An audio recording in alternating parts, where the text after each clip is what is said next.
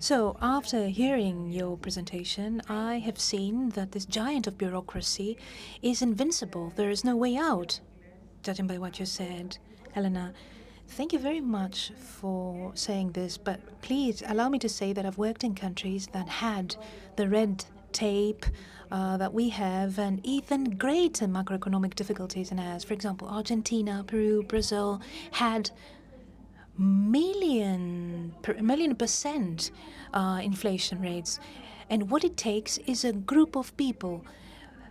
The leader needs to gather the people to form and establish the group. People do not gather on their own with nobody's initiative. So we need a group of people that will be able to see the light and head towards the light and not swerve from their determination. So they need discipline. Well, we'll hear Mr. Panagiotis Karkatsoulis, who'll talk to us about the progress of this Greek adventure. I heard him say once that the problem of Greek administration lies in the wealth of competencies, the diffusion of these competencies, and the contradiction of them. And as a postscriptum to what Elena said, I found it in my notes, and I'm telling you, from the years 2000 to 2001, the Greek parliament voted for 1,076 laws, 110 per year. 3,250 presidential decrees were voted, 325 per year, and 53,500 ministerial decisions, that is 5,500 a year.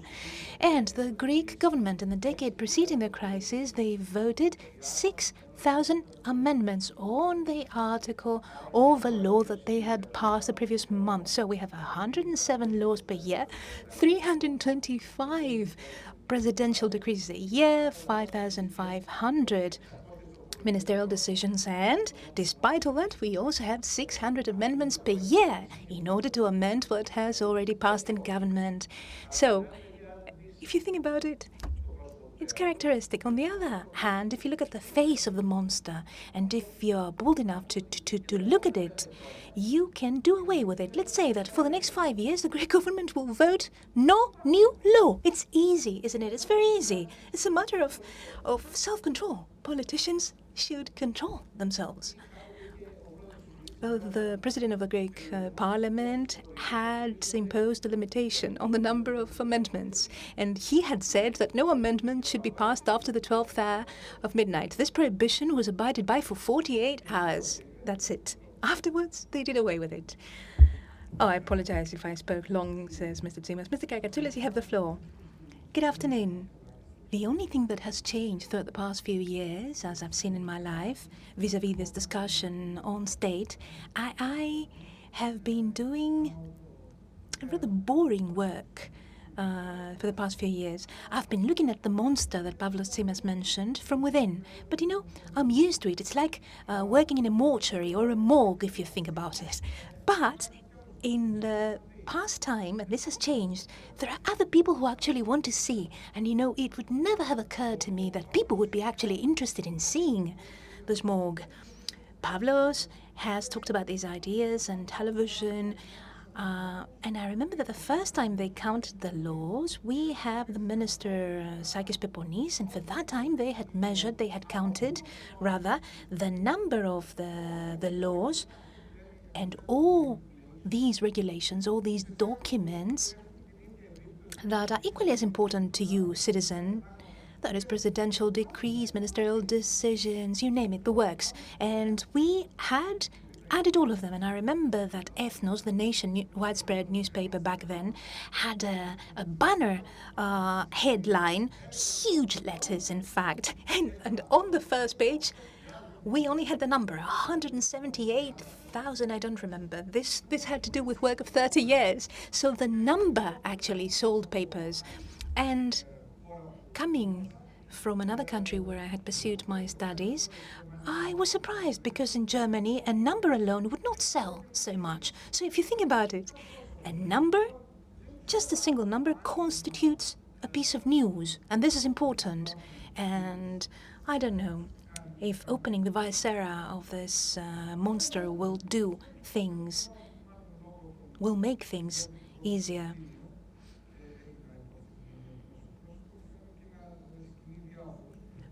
But people have started gaining interest, and these people are still in awe. They are flabbergasted at some things, and they say, wow, look at this. So let me show you some things. I showed some things in the past, but I have something new that I'll give to Adonis Papagiannidis because he collects this kind of info, and it will be quite amusing. Well, the first one. This is a long talk, and I shan't start it now. I don't think the structures are a big problem in Greece. I believe that the problem is systemic, and being in the system, I see a structural aspect, but please allow me, this is my approach. Decision-making processes are very bad. You know, decisions are the borderline of turning talks into actions, and this turning point, according to my experience and intuition, this is the turning point that calls for caution, so as to come up with quality decisions. So the quality of decisions that you see here is not 67% of decisions, 67% of the total number of legislations. This is a piece of work that ate away years of my life, says the speaker. Well, 7 out of 10 laws are ministerial decisions. This is what we see in the pie. I remember that when I was a student, I was learning that here in Greece, the system is ministry-centered. But many people will say that, you know, in most countries of the world, we have more ministerial decisions. Yes, I'll answer. But in how many countries every law has 10 supporting documents? Our legislation sometimes is very symbolic. The parliament comes and says, I would like to regulate this in this way because people will need to be under the impression that I've regulated. Now, in what regards? Internal organization, blah, blah, blah, blah, blah. Everything else that is technical details, I'll regulate with ministerial decisions. So they keep things because they know that they can safely say that I've regulated, I've adjusted. And this is true. And when I come back to regulate technical aspects, who will remember that something is pending? When you come up with ministerial decisions, you know some things for sure. You know that the person who will verify the legality of the decision in order to see whether this is compatible with the law will look at technical aspects, but will not look at the gist of the regulation. So it's a piece of cake in Greece to do something like this. I've done it as a joke on many occasions, and I'm sorry to say this, that is, I've placed debts for fun. Sometimes the regulation of the regulation can change things altogether. That is, say something in the ministerial decision, that something that was not said in the law, and do so in the circular. In the circular, I couldn't conceive, in fact, that this was a document that had a regulatory impact. It's an interpretative document, I thought. This is 101, if you think about. Parliament 101, you learn it the first day. When Peponis changed the Higher Council for hiring people, ASEP as we call it in Greece, law, and we changed the law and we said you can't hire people as you did in the past, because look, the law does not allow it. The circular was sold, can you perceive this, by different networks. It was automatically made. 4,500 drachmas, that is 15 euros if you think about it, and it was indeed highly sought after because everybody was very much interested in finding this circular. So the law, the initial law, didn't matter much. So please keep this in mind when you have 4, 5 part-time lawyers in the General Secretariat of the government in order to check the legality, even if they do, and even if you did, I'm telling you, the major problem with collateral legislation lies in changing the gist of a regulation. If you have the luxury of 4 or 5 people working part-time, now we don't even have this, as Mrs. Tomopoulou will say, you will understand in the end that there's internal logic and coherence in this diffusion model. So some things are not random and accidental. Here we have the competencies of the central state. We have great centralization. You see the competencies of ministries. We have 23,000 competencies. Why is it that in Greece we need to describe in exhaustive detail what it is that things should be done. Why ever is it, do you think? Because this is perhaps the way to breach and violate more easily. If I have such a detailed description, I can avoid things, you would say. But could it perhaps be that every time measures become more strict? This has held true from the Prohibition time to the present day.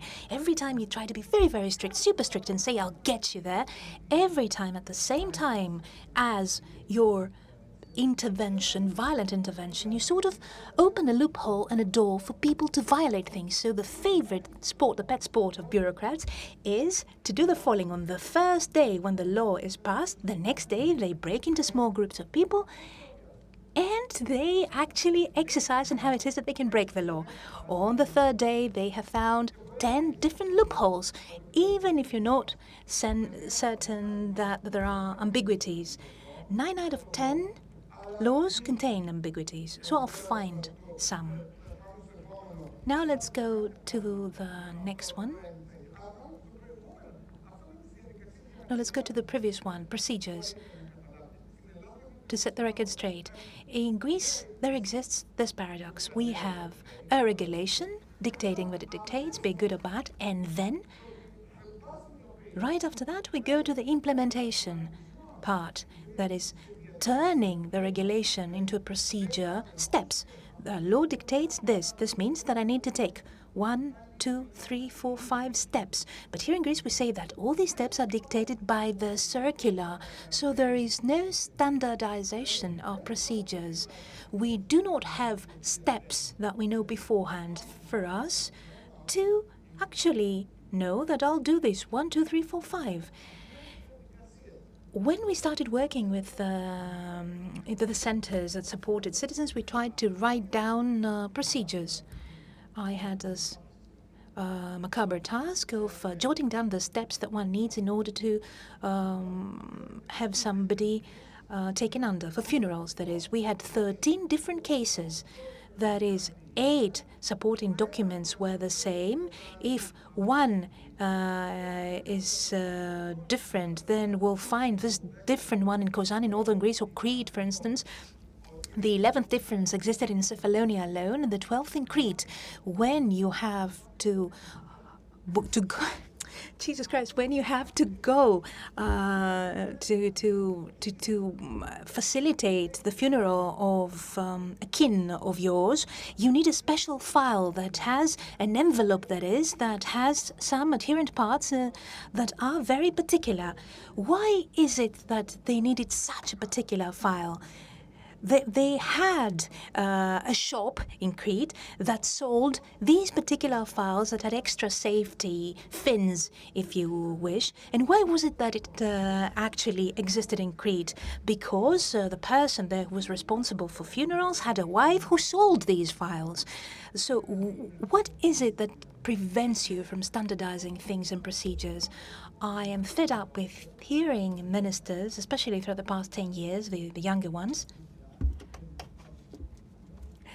BPR, business process reengineering, they say all the time. So they come to say, BPR, wherever my poor fellow could you possibly perform a BPR, you haven't even jotted them down as procedures.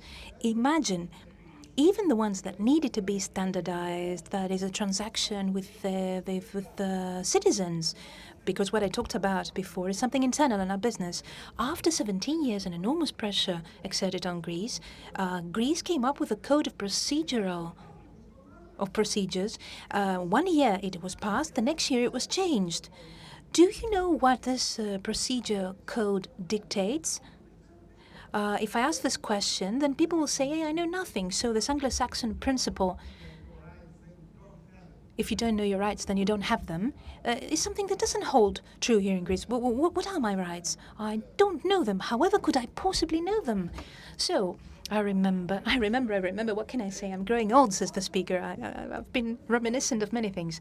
So administrative burdens, measurement. Luca Catelli knows many of these things because together we made the effort to study them. So the model said that you take a law and I'll tell you out of the obligations that are mentioned in the law, how many of them are burden, that is cumbersome, that is things that needed to be done by the state and they are not, and they are transferred to you, that is the citizen. And what did we do? We said that when you need a report and you need to go to the IRS and get the tax inspector in order to supervise your shop, this is a burden, this is cumbersome for you. So this is something that the state needs to do. I shouldn't have to go and give them a lift in my own car. They should come on their own, in their own car perhaps. So looking for such things, we found something which was amazing. And yesterday, talking with somebody from the IMF, he said, yes, we were wrong. We should have seen this from the beginning. In Greece, you don't have the description of a basic law. So the basic law that we had as a pattern was the one that had to do with setting up a petrol station. So everybody has a central law, and around the central law, I suppose there can be amendments and so on and so forth. But here we needed to reconstruct the procedure by incorporating 10 different laws in order to see what is actually in effect, and then actually finding the burden. But this, as a process, is very time-consuming. It was very time-consuming for us to try to see the regulations that we had to apply to only partially fix something. We didn't radically change it so that we could have one basic text that we could monitor from then on. And from a logistics point of view, this is extremely difficult.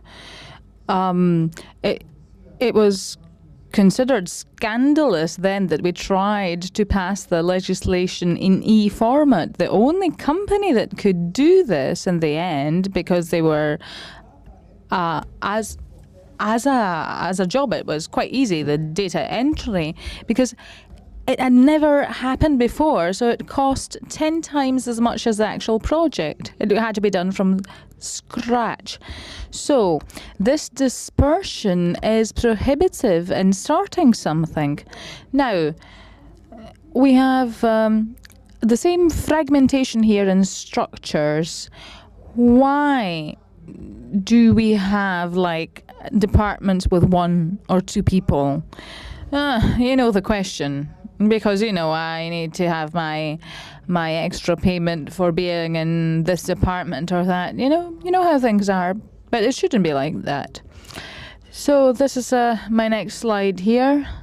And we see that there seems to be a hidden logic behind this madness that we see time and time again, this fragmentation. And this, there is a theory of, you might have heard of Parsons Law.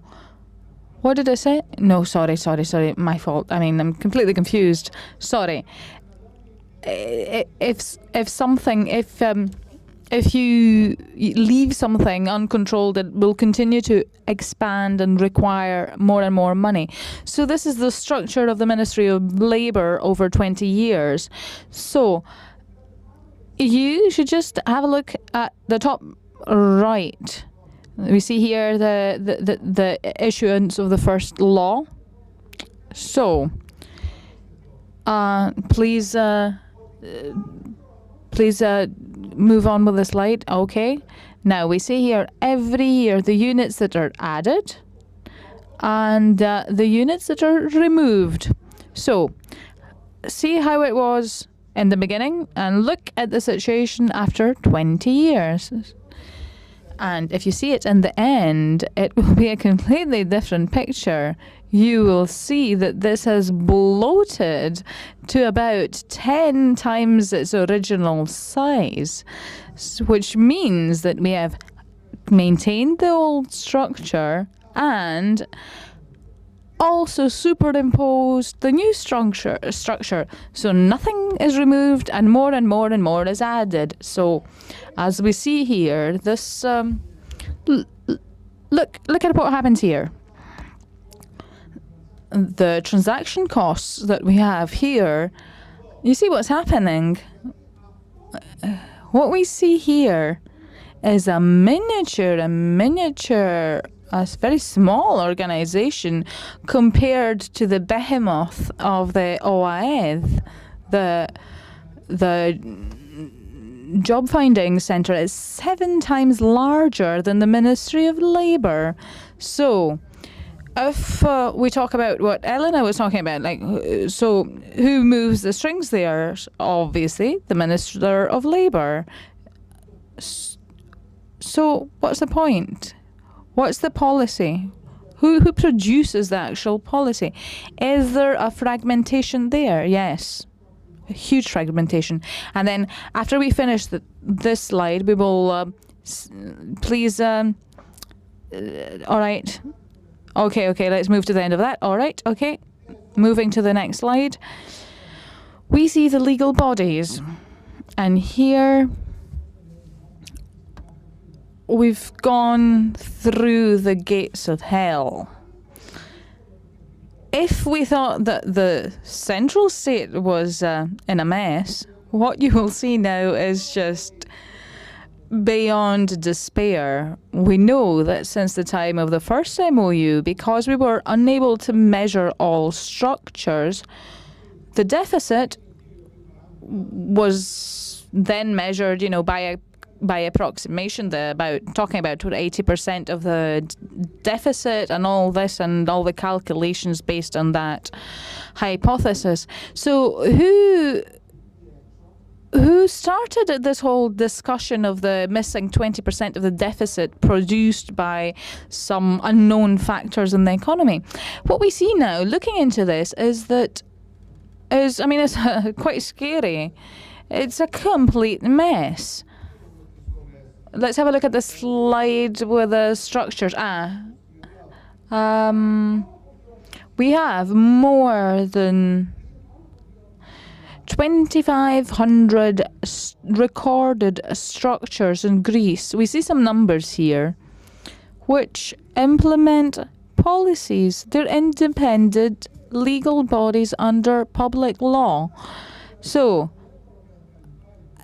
this poor minister trying to control his ministry, and he has 209 legal bodies for culture alone. Think about the Minister of Culture, for example. He probably won't know that they exist. These do not have, for example, boards of directors or a mechanism, a decision-making mechanism. I know that the current minister does not know about these.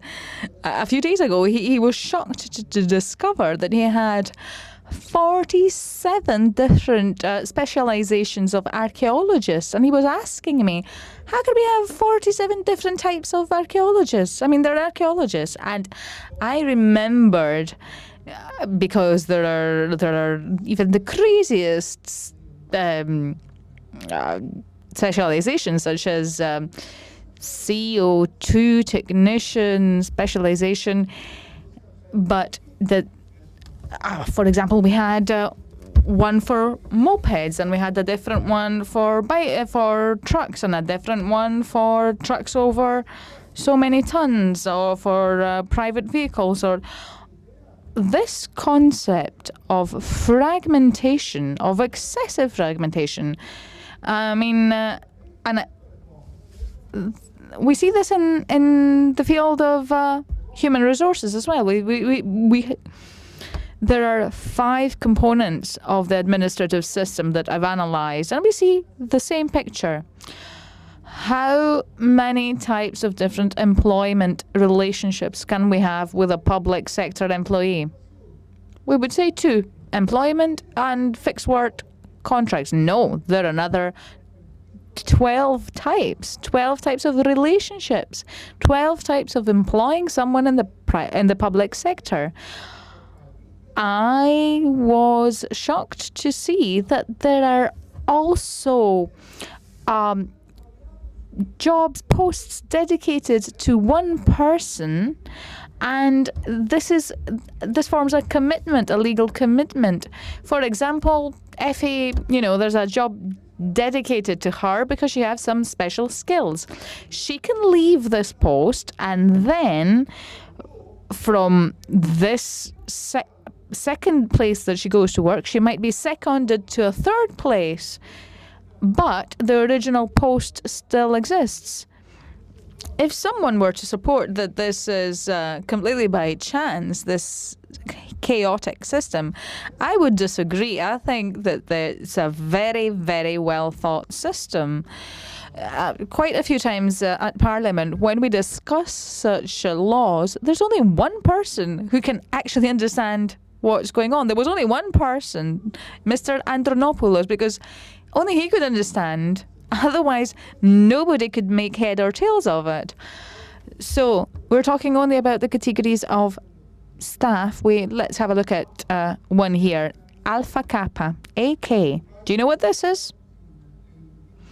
There's it accounts for 12% of all public sector workers. They are without class of specialization. So what are these? They're nothing. They're not administrative staff. They're not primary education staff. They're not finished a university or something. They're category 0, as it's called. And a law was passed to classify these together with those who have finished universities. And of course, someone objected to this because it's completely different. But someone managed to impose this. And we do have all this category, AK, even in the Ministry of Justice. Now, let's look at the buildings. It's a good example here. These are the ministries today. 600 buildings, 15 ministries. Don't ask why we don't have this planned governmental park that has been proposed. Why do we not have, this has been talked about for a long time. Why do we not have a governmental park? And the same goes for e-government. I mean, we love our fancy names, but we've discussed this in the past in various panels. Look at this tragedy. If you go to the Court of Appeals today, do you know how the files are, the dossiers are taken around in the Court of Appeals with a supermarket trolley?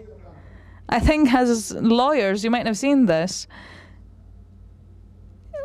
But if they were in e-format, nothing could be lost. Yes, that's exactly it, isn't it? Exactly. This testifies to what I want to say, that there's a secret rational plan behind this. Are Greeks, who are so inventive and so efficient, so incapable of applying such a system?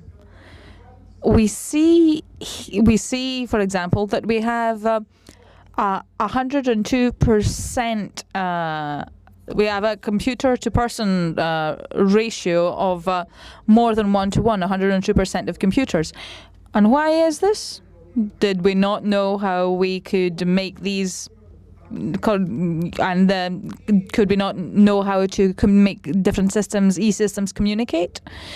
Or, for example, connecting the tax system with the Social Security Fund. But does it make financial sense? And I'm going to move on with this, talking about another monster, the budget. In the pre-MOU era, we're trying to kind of take care of this now, but in the pre-MOU era, we had 6,500 items, as Mrs. Karkatsoulis said, who, when she was talking about discussing the budget. Why do we meet such resistance? Mr.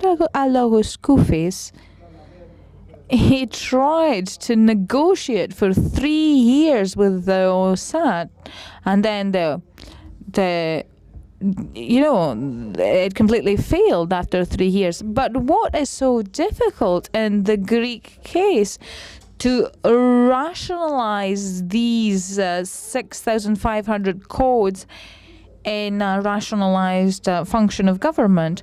Why is it so difficult to perform this transition from one budget model to another?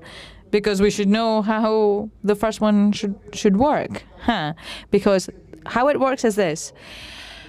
How much did I get this year? 100. Okay, so starting with 100, I go to the minister and I say, I want 110. And then I'll negotiate and he'll give me perhaps 105. So, you know, I make an extra 5%. If we start from scratch, which has been supported by quite a few parties, we see that this all fails. Why has this last effort failed with a budget? Is it perhaps because we could have a budget with drafted in a different way? We have today's budget as a forecast for 3 years, but what type of forecast is this and made by whom? Now, and I'm probably way over time, but please stop me. Now, this slide belonged to the structures, but I forgot about it. Now, there is a leadership team, but it's not exactly a large team. We're talking about thousands of people.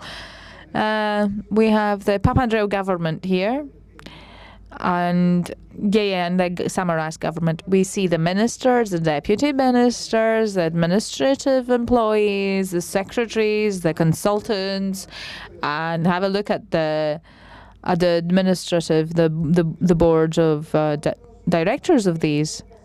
The board members of 201 legal bodies out of a total of quite a few counted. So we were talking about 90%. We've counted about 90% of all boards of directors, and out of 7,448, these are all paid. So tell me, how can I find their payments in any way? Is there any way to find it apart from going on a case-by-case basis and looking them up one by one? And I ask you, why can I not find it on the Avia website dedicated to transparency? Now, regardless of how much they get paid, I think that almost 8,000 members of boards, I think that's a little bit excessive because they are forming policy. So if I talk about something that could be described as the, shall we say, entire a broader government structure, we need to take all these people into account. And I have avoided, let's move on to the next slide, I have avoided to talk about what lies behind all this mess. But I think the last slide is kind of self-explanatory. We see here we see the lines of order, so based on their responsibilities. Keep clicking until we see the whole slide, please. This is what Bloomberg described as spaghetti. This is the coordination system of Greek public administration. And this lovely spaghetti concerns the responsibilities registered, published in the government gazettes. Now, and this is the foundation of the drama. Is this thing governable? Absolutely not. No? Yes, it is. I say that it is. Not this. What lies behind this? What lies behind this is manageable. This is not manageable. Okay, we're going into semiotics and very philosophical analysis into this, but we're talking about a very complex structure. We're talking about a state that ridiculed the Western model. We have supposedly we mimic corresponding foreign structures, and we could talk about this all day. But if we talk about court decisions, for example, in Greece, on any matter, do you know what they look like? imagine the Aegean Sea when the weather's really bad. We have this huge storm and everything. So, and I mean that behind this we have completely different situation, which works.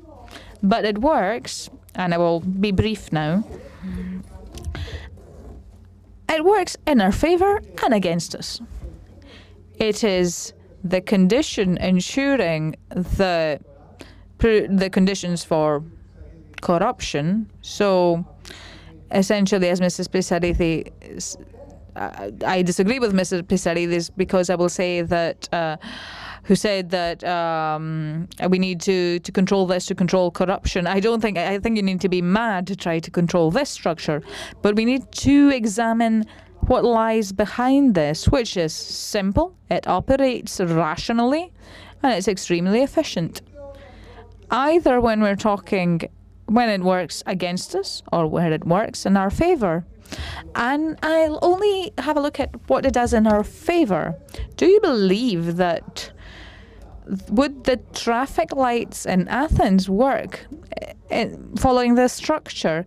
If someone who wanted to go across Athens had to consult the manual to do it, the Civil Aviation Authority did this 2 times, and things just, all flights were cancelled in Greece. And why? Because it tried to essentially use the manual.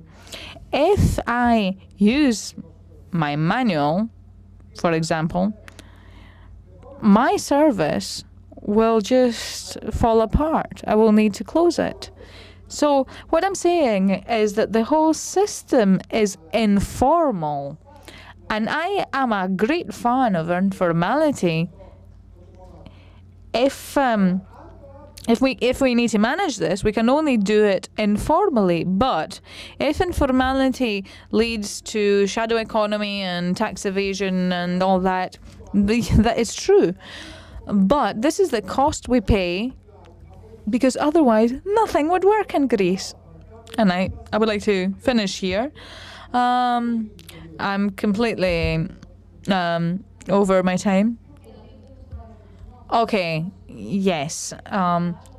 This can change, but is there a way to change this? Yes, absolutely, Mrs. Gavras. The Greek state was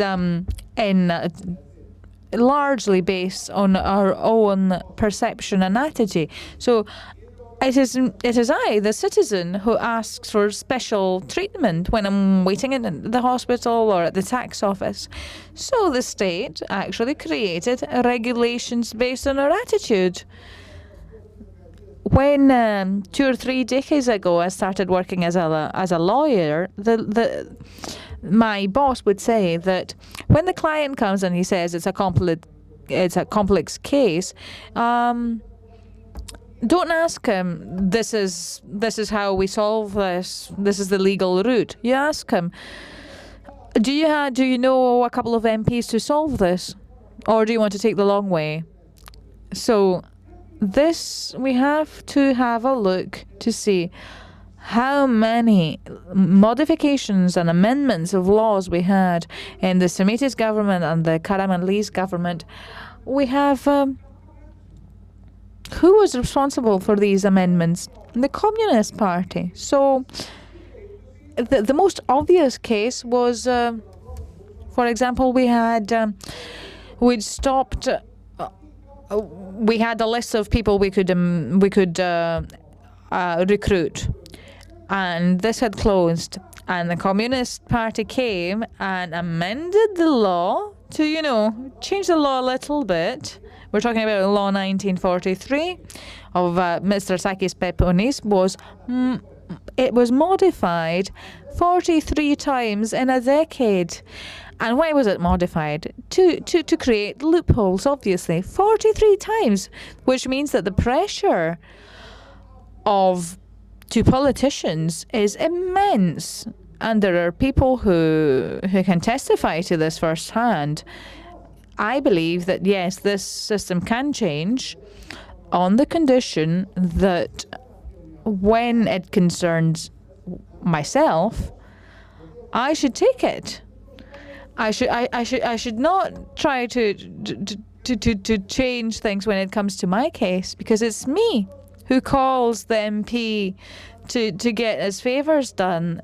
It is me who wants my kids. You know, I call the minister and I say, I want them to go to such and such university.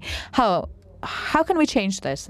By doing the most difficult thing ever, doing a radical, gradual, long-term change of attitude, which essentially will support that state does not equal doing the citizens' favour. And we're talking about a tradition that we have over the past 2,500 years. We need to get over this. Or we could do a different thing. Can we apply this informal procedure that we have for our everyday, solving our everyday problems, but make it more formal? So this is what the Troika says. They're saying that, you're going the wrong way. You're not going to achieve anything through these, for example, 143 different classes of employees in the public sector. And we are, instead of doing away with it, we are giving money to make records of each and every one of them. How do we solve this? Today, if I want to work in this position, I say, I take the folder and I say, this is, if I want to get the job done for a citizen, I say, all right, I'll get your job done and come in a couple of hours and I'll get it. But I violated all the laws, but I can't do it because this is the only way to get things done. Okay.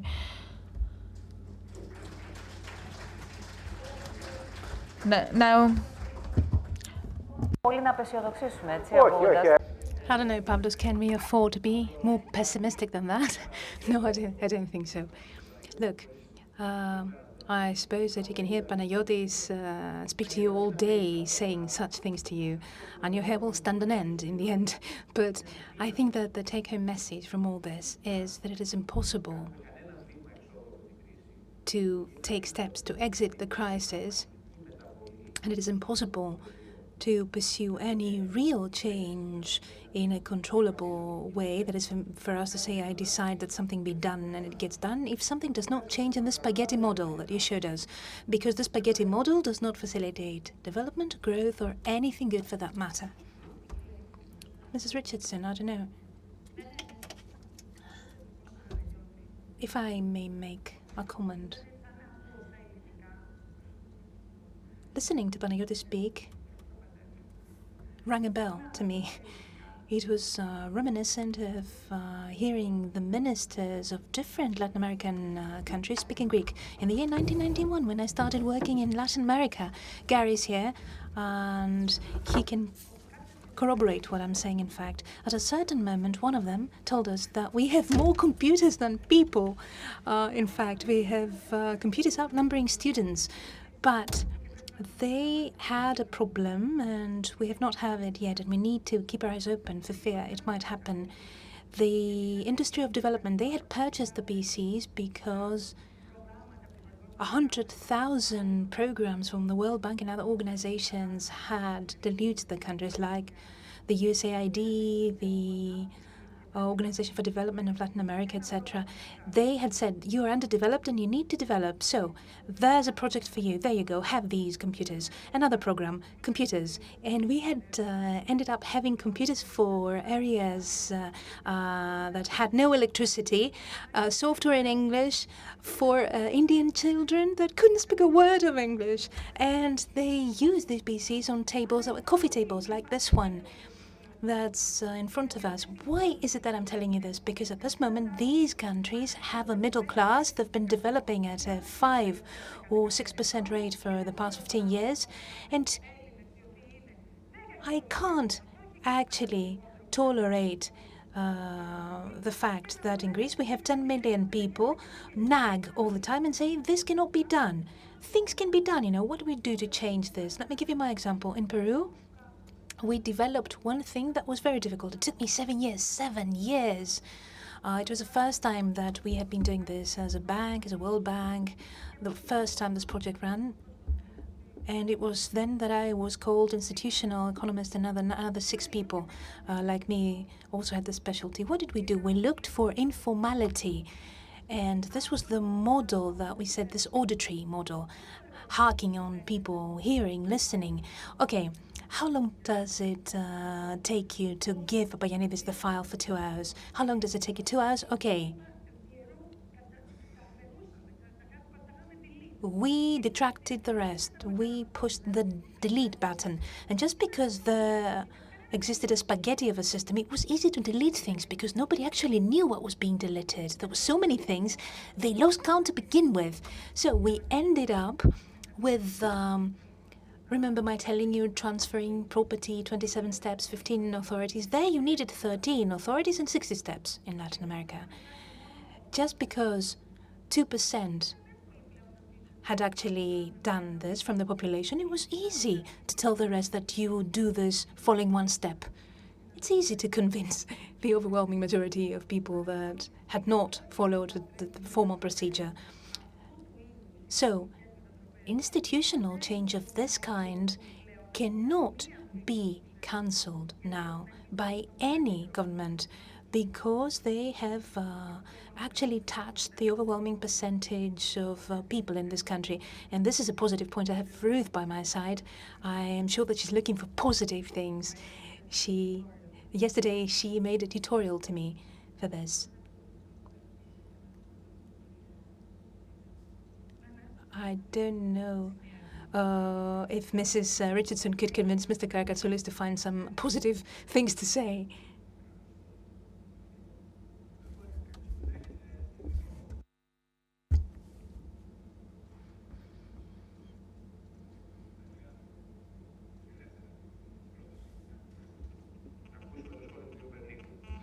Mr. Venegas has a comment. Let's hear it. If somebody would like to ask something or make a comment, we can hear them, and then we can have a break, because we need a break. It's necessary. The time has come for us to have a break. And then after the break, we'll have the opportunity to hear Ruth and Gary. My name is Nick Venegas. I am a ship owner and the president of the ship owners organization. I heard with interest what was said eloquently by Helena and Mr. Karkatsoulis. The answer that our Nobel laureate friend Mr. Parsons had to give will be my answer. What is the number one thing that we need to correct in Greece and do away with this labyrinth, this maze? 2 things in effect. 1, we Greeks need to learn not to smoke when smoking is prohibited in a place. This has to do with us Greek people. When we go abroad, nobody dares smoke when smoking is prohibited. Number 2, the state should be able to pass legislation so that my 5-member family and I can go from one place to the next in a car in a legal way. We don't have public transport for more than 5 people. The airport of Athens is the only airport in the world where, when you arrive, you will not spot a single minibus. As against all airports of the world, where you see that the prevalent means of transport is that of the minibus. In Greece, we can't have a party of 5 people, 8 or 9 people to go about on a sightseeing tour. Thanks to the IMF and the law that was passed, people can legally be in the party of another 5 people and go places legally. But when Mr. Voridis was a minister and he needed to come up with regulatory decisions, he did not. As a result, I go on paying in the 21st century, I go on paying some people at the airport of Athens, and this is black economy, in fact, so that they do not slash the tires of the minibus that I have there in order to cater for the needs of some of my friends, because I cannot legally buy a 6-seat car or a 7-seat car. If I want to be legal, I want to have a 20-seat mini coach, for instance. In order to stop painting a bleak picture, let's say something optimistic that came from the IMF. Helena, all of us know that up until yesterday we had not purchased a piece of property that was described in the contract as it really was. None, in fact. Nobody has ever done this. All of us know that the property that we bought were differently described in contracts. There was another price mentioned, another price paid, and tax was paid for another price. Well, fortunately, thanks to 4014 law and thanks to the IMF, there is hope. I bought a piece of property, and for the first time in history, we had 100% overlapping. What I bought was fully described, what I paid for was fully taxed. We needed the IMF to come and do this for us, it seems. Okay, break time, shall we? A second, if I may.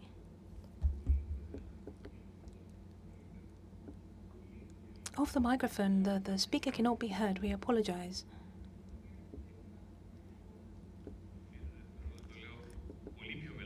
Well, much more melancholic evaluation of the IMF. The IMF has been doing a very good job in the facade, and if you go beyond the facade, then things are not the same. You forgot in your eloquent presentations, this is not Pissarides was eloquent in his Anglo-Saxon way, in fact, too. Legislation exists for Mrs. Gavras and Mr. Pavlos. Legislation happens for headlines, banner headlines, and the 8 o'clock news. Well, the ministerial decisions are actually made for customers and clients. This generates dysfunctions and disturbances that are very risky, because when decisions are made for the sake of the media, you know, the media understand a lot of things, but not everything, you know. When things happen for the sake of the media and they're expedited, then legislations are beyond description. Okay, break and resumption in a few minutes. Oh, I apologize, Mr. Akopoulos, I keep interrupting you. I keep allowing you to go, and then I keep calling you back, says Mr. Tsimas. Okay, let me tell you something very simple. An old fellow student of mine from Crete told me, I have a complicated case in Zurich. Would you like to collaborate with me on that? And I said, what shall we do? Oh, okay, to cut a long story short, what was it? An old Cretan man died. He was 85, 90 years old. He died in Zurich. He had grown very rich. He had 2 huge blocks of flats. He was a single owner, 16-story blocks of flats, both of them. And the question was, what shall we do about it? So we went there. A Swiss lawyer was there. He was helping us a little bit. We found out some things. We solved some legal problems, etc., with the labor law expert, and I shan't tire you with details. And we also found a buyer for the first skyscraper. Well, they found the buyer, and we went there, and I figured that there would be a contract, a super-duper huge contract, descriptions, galore, etc. Nothing. We went to the registry, and the contract was half a page long. Title. Number. This number in the property registry. But what happens here? We are thinking about the cadastre. We've been thinking about making it. But the moment we started, and we never finished, we haven't finished up to now, we said that we need the cadastre, and we need the land registry, and we need the notary act, and the deeds, and the works. But nothing, you need nothing. In places like Zurich, we finished within half an hour, and I made the sign of the cross, and I said to myself, Jesus Christ, however can it be possible for us to make such short work of it?